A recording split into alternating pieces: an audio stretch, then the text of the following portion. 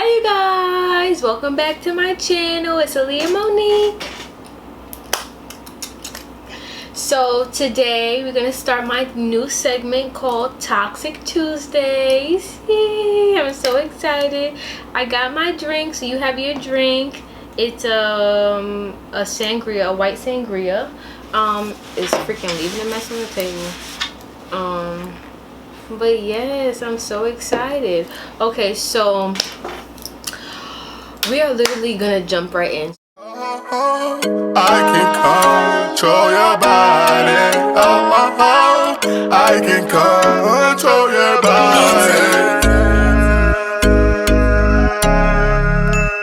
So this segment, I'm gonna just be talking about things that women either struggle with men, as well as current topics that are happening in the industry, obviously toxic ones. And yes, okay, so we're gonna first start by talking about mama's boys. Y'all, girls, ladies, I have my pants open, don't mind me. I first want to say I'm so sick of mama's boys. And not to say, like, obviously I want you to respect your mom, and you know, we always say, like, yes, we want a man who loves their mama, who respects them, who cherishes them, but we also want a man who knows when their mama's doing too much, when she's acting like the wife, you know what I mean, like the lover, that vibe. Yes, girl, okay? I have had my share of mama's boys, men who put their mama's needs before they put their girlfriend's needs, which is very irritating, but also like a good thing as well. It can be a contradiction because it's like, yes, we want you to love your mama, we want you to respect her, we want you to value her, and we want you to have those traits. You know, when we're looking for men or spouses, we want them to have these traits, but we also don't want to feel like the mom is the most important person in your life, especially if we giving up the coochie, you know. And I'm sorry to say that, but like, that's just a little bit of how I feel, you know. And I'm just gonna say a little bit, like, for example, like your boyfriend or your guy or whatever, he's hanging at your house for a while and your mama's blowing up his phone, like, where you at, where you at, where you at? Like, I'm at my shorty's house, like, okay, you know what I mean? Like, where do you want me to be at home with you, laid up with you? You know, like, why are you blowing up his phone, worried about where he ain't in the street, being dangerous, acting a fool, being a gangster? He with a girl, you know, especially a girl that he's been with for a while, you know. Like, that's my vibe. That's very toxic, very red flag. Like, if you have a guy who's telling you, like, oh, I can't hang out with you because my mom wants me to go to the grocery store, she wants me to go to the laundromat, you can't hang out with me because she wants you to do that. You could do those things, do those tasks. Do not do those tasks. Do the task and then come to me after, but don't hit me with, I can't do this because my mama want me to do this. I don't care what your mama wants you to do. Do what she wants you to do, and then do the other things after. If you're not sipping, then sip, okay? We sipping on this talk show, okay? Okay. Honey, I have been wanting to talk about mama's boys for a while because it's so irritating, especially when you want to hang out and they hit you with, and then, you know, someone will be like, oh, maybe he don't like you like that because he hitting with you those. No, he like me. He just also might love his mama a little bit more than he like me, which is the problem, because, like, who's giving up the cooch? You know what I'm saying? Is she giving up the cooch? Is she doing things that she ain't supposed to do? And that's why you love her that much? And this is a joke. Don't take that. That's, you know, that's a little touchy, but you know. But yes, please comment below how y'all feel about that. Like, have y'all had a guy who's either been the man of the house because his father's been absent and he's having to take on the father roles that most men don't have to do if the parent is in the household? I think that a lot of men do struggle with knowing how to balance, like, how to love their mom and love the person that they're with at the same time, you know. But I always say, like, when you get into a committed relationship with somebody, it's always your wife, then your kids, and then your mom. Your mom does not come before your wife. Your mom does not come before your kids. Now, if you guys are establishing a relationship and you're not sure about where you are, of course the mom will come first, but you should literally come right after. It should shouldn't be this thing of like, I can't do this because my mom wants me to do that. I can't do that because my mom wants me to do that. Okay, for an example, I had this guy that I was talking to for a while, and he helped me paint my studio in my living room. And he was just telling me like, yeah, I'm excited about painting it, blah blah blah. But then he also said like, my mom found out that I was helping you paint your house, now she wants me to paint her house. This ain't a competition, mama. I'm not trying to take your role, especially not trying to take your role as in like feeding him. You know, obviously we love him and we care for him, but I'm not trying to take the mom's role in my relationship. I'm your wife or girlfriend or whatever. I just want to love you and be there for you and be your companion and do these things. But my role as your wife is not the same thing as the role of your mom. And I think that men and women need to understand that. Okay, period. Topic 2. I'm so excited to talk about this. Now, I know this is a little, you know, funny. You know, the girls like to tussle. But we're gonna talk about Ray J and Kris Jenner and Kim Kardashian. We're gonna talk about that little topic and all of that.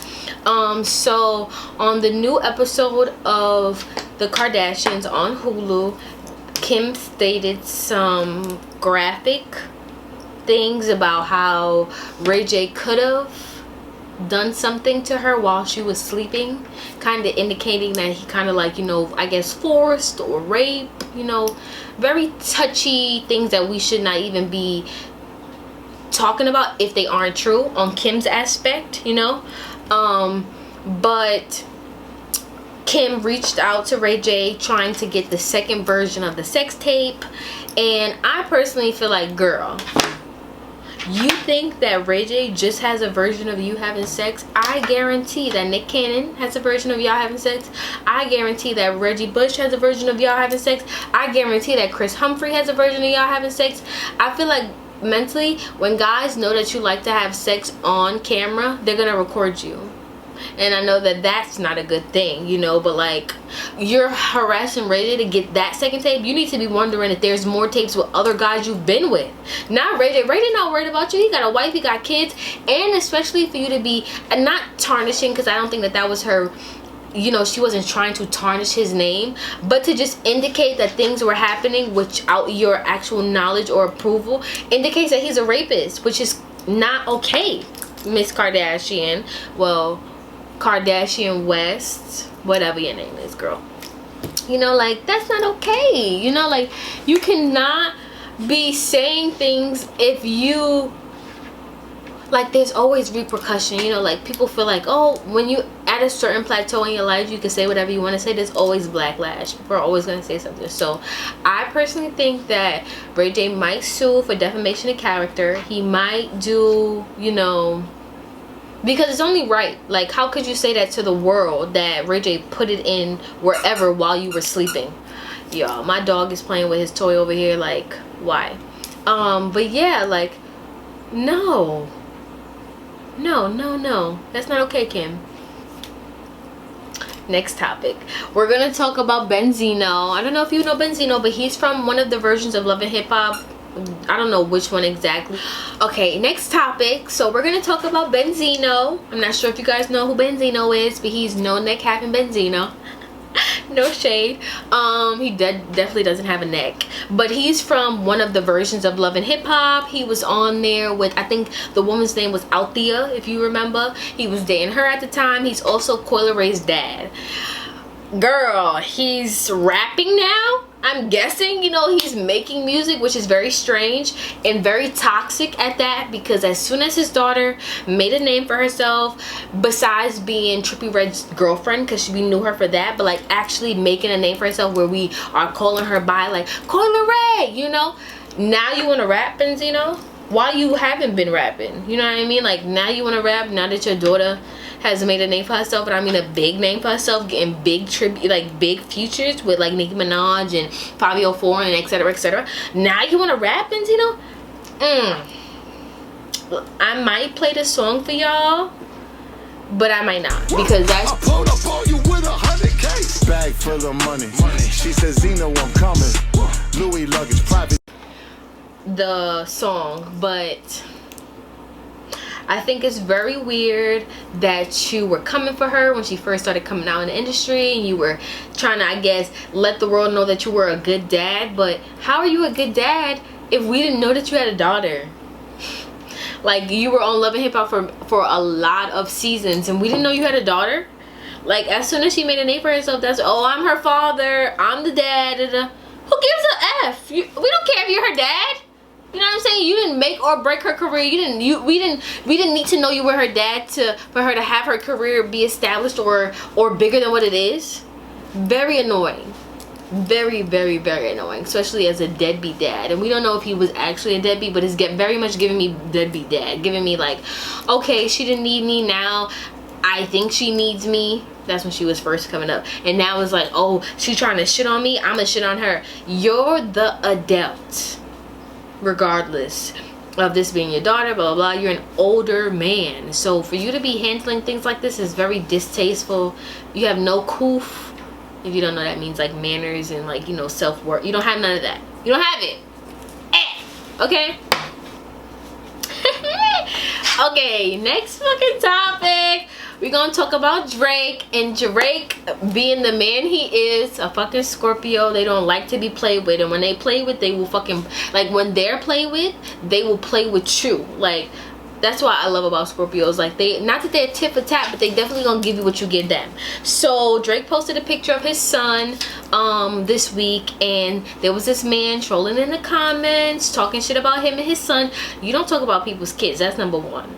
If you're gonna talk about people, talk about them, but don't talk about their kids. Don't bring their kids up. Their kids didn't have nothing to do with. Their kids didn't have nothing to do with this. Why are you bringing his kids up? You know what I'm saying? Like, and everyone, like, if you hate somebody, you don't talk about their kids. Just talk about them. Like, kids are not up for grabs. Kids are off limits always. So what Drake did when the man was trolling on him and his son, really talking about his son, Drake searched up and looked for the man's wife. He followed the man's wife on Instagram, and then he slid in the wife's DMs. And I only think that's mad toxic because Drake, why you had to slide in her DMs? I felt like following her was enough, because obviously the world, like me, is gonna be jealous that you followed her on Instagram.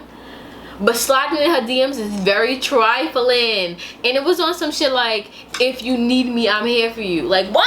Drake, I need you right now. Like, and before he followed or slid in her DMs, he wrote the guy like, damn, let me see. I want to say a word for word what he said. Give me 1 second, y'all. But that is too funny. I had to talk about this on today's Toxic Tuesday, because that is like fucking worth talking about. Because imagine you just trolling, and this man probably didn't even think anything of it. He was just like, okay, I'm gonna just fuck with Drake today. I'm gonna just fuck with Drake, and I'm gonna fuck with Drake's son, right? Okay, so he followed her, and then he, hold on, what, where is he, y'all? I cannot find it. Hold on.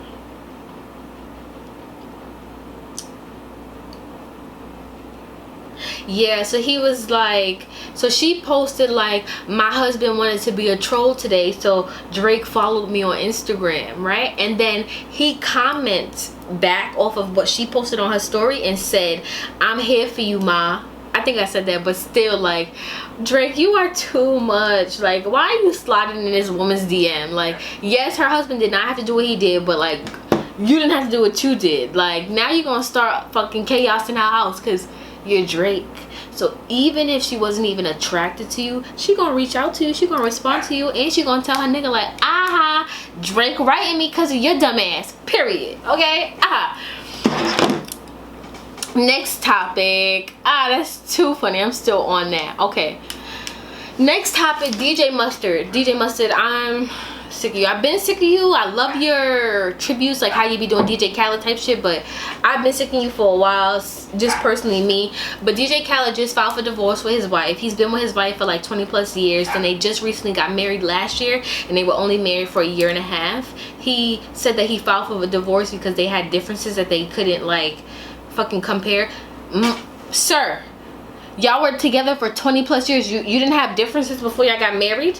You married this woman telling her that you were going to be with her, you loved her, blah blah blah. Probably cheated on her, because y'all know how these industry niggas do, and all of that. And you're going to divorce her because y'all couldn't come to an agreement on certain decisions, but you had kids with her.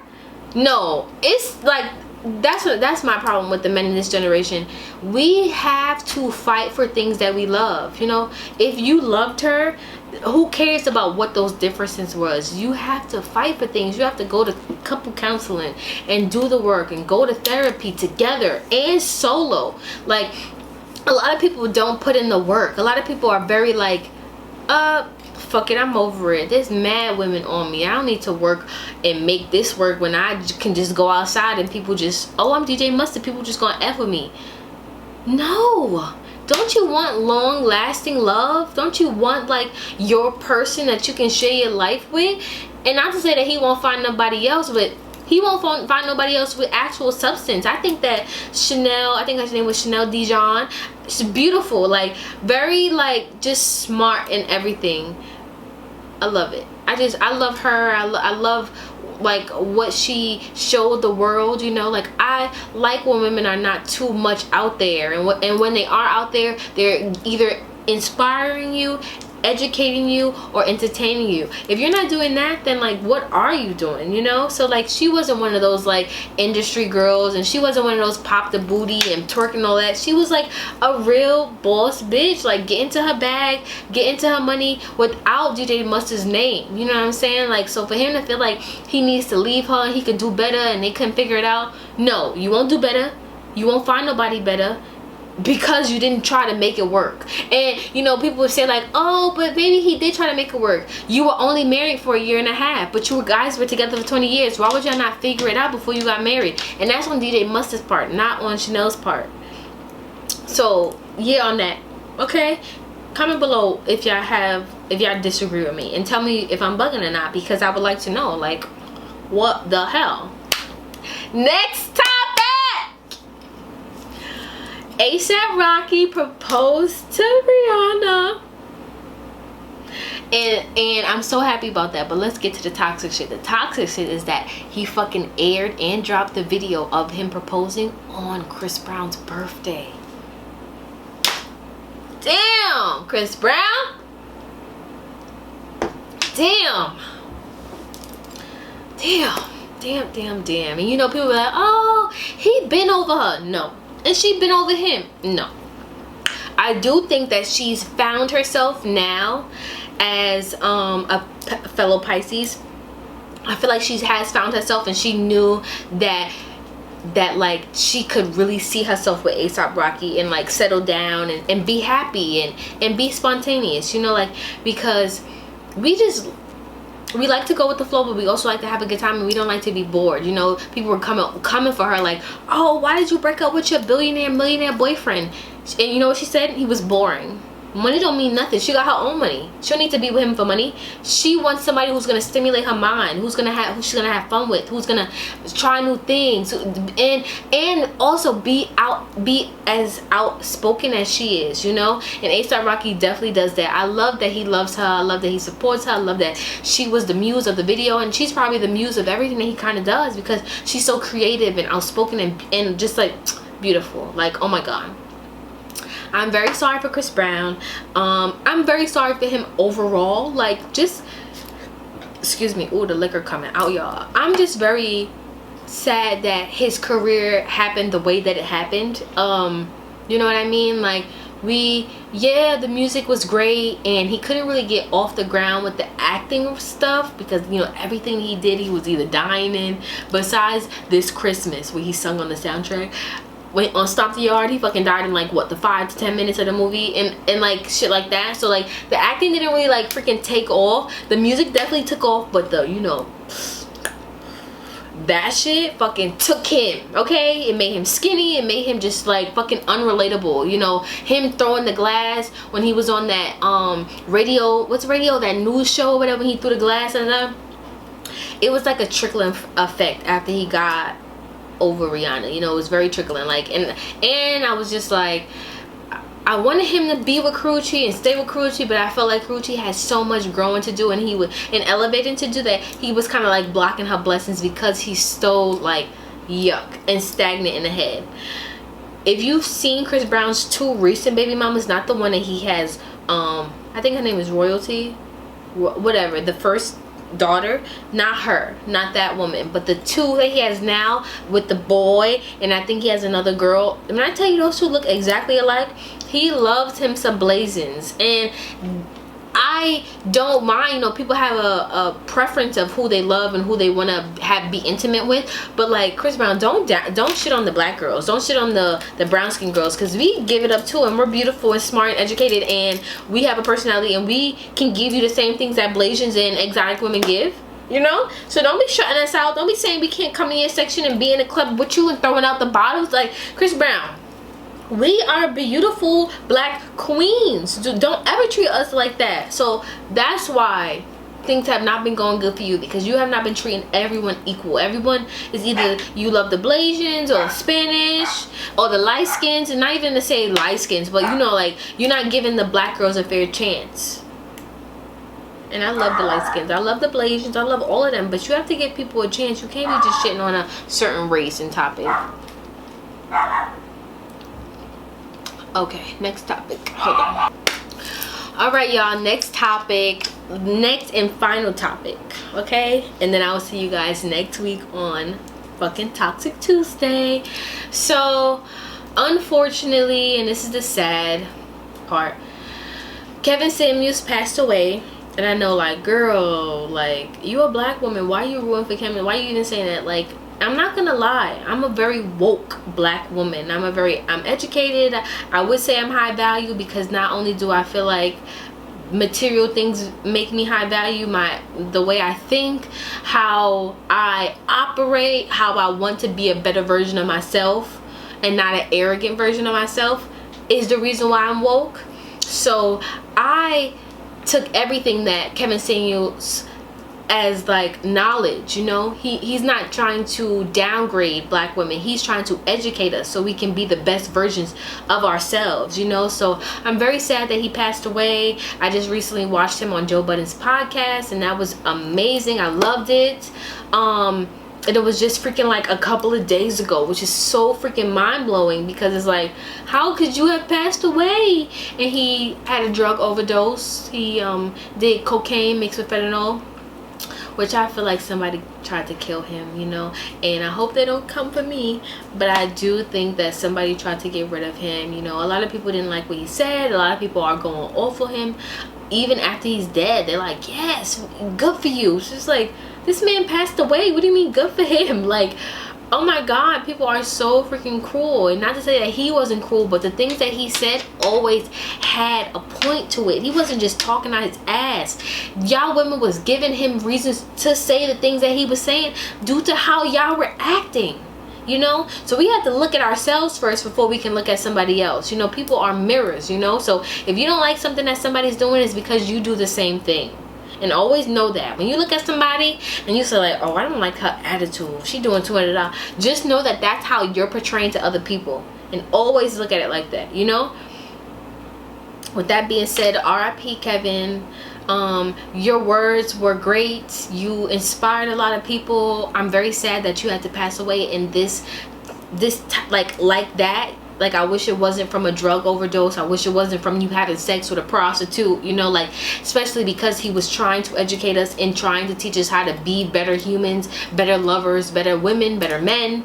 And he was only talking to the black culture, you know. I appreciate that. He wasn't really comparing us to white women or white men. And when he did, it was always a point to it, you know. It wasn't trying to make us feel bad about ourselves or make us feel little. It was to educate us to know that, like, we have so much power that we're not using. What we are using is the big booties and the bodies and the eyelashes and the makeup and da. No, we need to use our minds and our you know, just our submissiveness, you know. We have to use that to attract the men that we want, not all of this glitz and glam, you know. that doesn't create a high value woman. It also doesn't create a high value man. You know, we want somebody who's a provider, who has their stuff together, who knows how to keep a household together, who knows how to keep a job. You know, we're looking at men who can't even keep a job for 3 to 9 months or 3 to 4 months, and you want to have children with them. Like, how can you expect things to go well when you are attracting a certain man, you know? So it's so sad. I'm really sad about that. I know a lot of people aren't. Please comment below if you did follow Kevin and you did get some wisdom out of what he was saying, because I definitely did. I definitely did. And I wish his family all the best, and I just hope it's okay, his family is okay, because literally he was literally just here. He just did an interview and now he's gone. You know, like, it's just like, it's, our lives are not for a long time. We have to live our lives to where we want to feel like we did enough on the world, you know? Like, we don't want to die tomorrow and feel like I didn't do enough, or like I didn't even learn enough. I didn't push myself out there to meet the people that I wanted to meet, to even have the lifestyle that I wanted to have. I didn't do those things, you know? So, like, just to wrap it up, like, we have to take pride in the things that we do and know that, like, not every day is a day of living. Every day, it might be a day of studying, a day of working, a day of just honing in on our craft, just so we can be the best versions of ourselves, for our family, for our loved ones,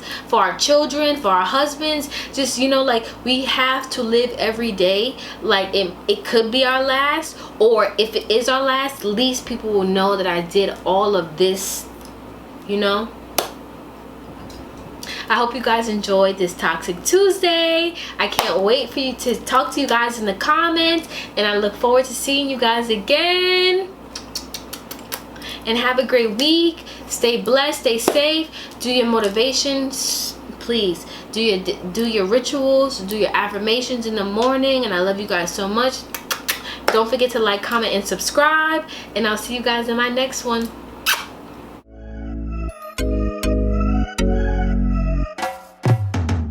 Controller.